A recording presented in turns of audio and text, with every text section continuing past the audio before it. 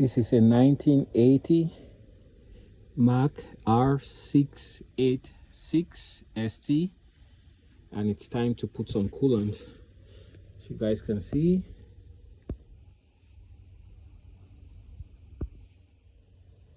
it is bone dry, so we opted to get the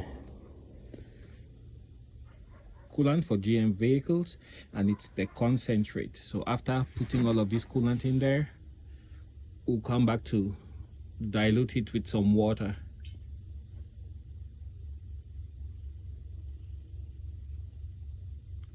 That's a massive radiator. I don't know how many gallons it holds, but it sure looks like a lot.